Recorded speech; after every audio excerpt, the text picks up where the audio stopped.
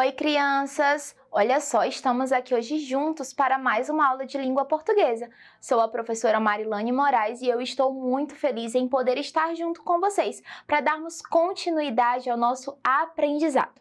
Olhem só, nas aulas passadas nós estávamos estudando, não é mesmo, sobre compreensão e informação, de textos, isso mesmo, nós aprendemos a localizar várias informações. Algumas, a partir dos textos que fomos lendo, nós vimos que algumas dessas informações, elas estavam claras, estavam nítidas no nosso texto, não é mesmo? Mas algumas não estavam tão nítidas assim. Mas e por isso nós deixamos de compreender o texto? É claro que não. Quando elas não estavam tão claras assim, nós percebemos que foi possível inferir ali o sentido, o significado e as informações. Isso mesmo, nós fomos conseguindo deduzir as informações a partir da leitura e compreensão dos textos. E mais, vimos também que no decorrer das leituras, algumas palavras não tínhamos ali o conhecimento de seus significados. E conseguimos também fazer o seu significado a partir da contextualização, não é mesmo? A partir do que foi lido, a partir da compreensão textual, nós conseguimos entender a que aquela palavra fazia referência, qual o significado dela ali no nosso texto.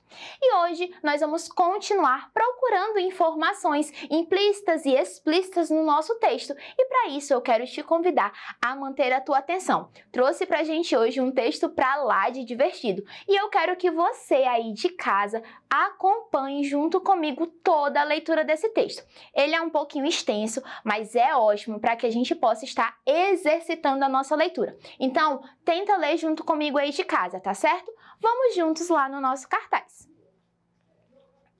O defunto que devia. Em bom despacho tinha um moço que devia tanto e tanta gente que sua vida virou um inferno. O tempo todo batiam na porta dele para cobrar, até que uma noite ele não aguentou mais e decidiu se fingir de morto. Na manhã seguinte, quando os cobradores chegaram, encontraram o moço de olhos fechados, todo vestido de preto, quietinho, deitado em cima da mesa. Coitado, perdeu mais do que qualquer um de nós, eles disseram e foram embora. Mas um sapateiro muito sovina, a quem o moço devia R$1, não quis saber de perdoar a dívida. Ficou na casa à espera de parentes para cobrar de quem pudesse. O moço lá, se fingindo de morto e nada de parente nenhum chegar. Mesmo porque morto pobre não tem parente. Acontece que o sapateiro, além de pão duro, era cabeça dura e não arredou o pé. Queria seu R$1. Escureceu. Uns ladrões passaram por perto, viram a porta aberta, a casa em silêncio e decidiram entrar. O sapateiro só teve tempo de se enfiar debaixo da mesa. Eita, defunto desgraçado, não tem uma alma velando por ele, comentaram os ladrões. E aproveitaram para dividir umas moedas que tinham roubado. Sobrou uma e um ladrão propôs: a moeda é do primeiro que enfiar uma faca no peito do morto. O defunto reviveu na hora e desandou a gritar: ui, ui, ui! Ei, ei, ei! O sapateiro escutou o morto gritando e lá debaixo da mesa também desandou a berrar. Quando os ladrões viram o morto gritar e escutaram aquela voz responder, saíram em correria, deixando o dinheiro para trás. Já iam longe quando o mais valente deles, pensando e repensando nas lindas moedas, tratou de convencer os amigos a voltar. São 2 almas penadas, mas nós somos 3 depenados. Voltaram. A essa altura, o ex-morto já estava dividindo a fortuna com o sapateiro.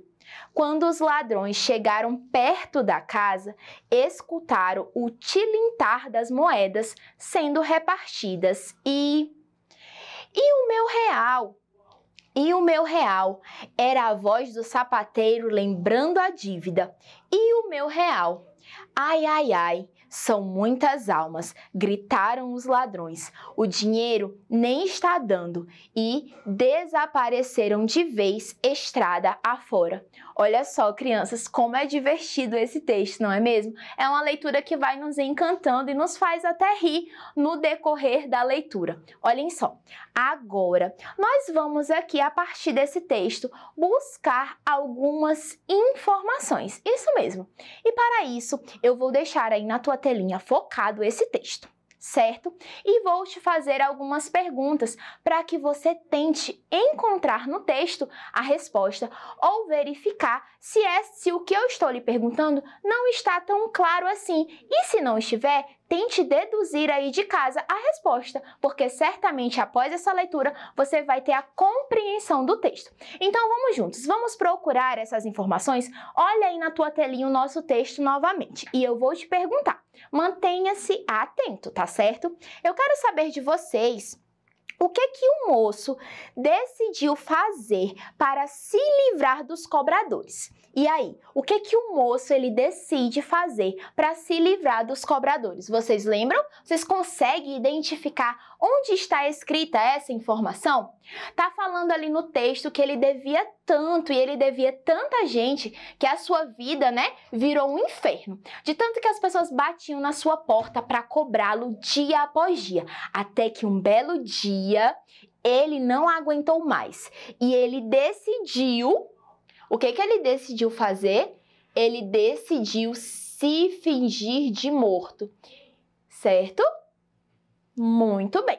Então, essa foi a sua ação para poder se livrar de vez dos seus cobradores, certo? E aí, será que essa ação dele deu certo? Será que ele conseguiu livrar-se de todos aqueles que deviam? E aí, qual a resposta de vocês? Sim ou não? Ele se livra de todos? Não. Ele se livra de alguns, não é mesmo? Vamos lá no texto comigo, olha só.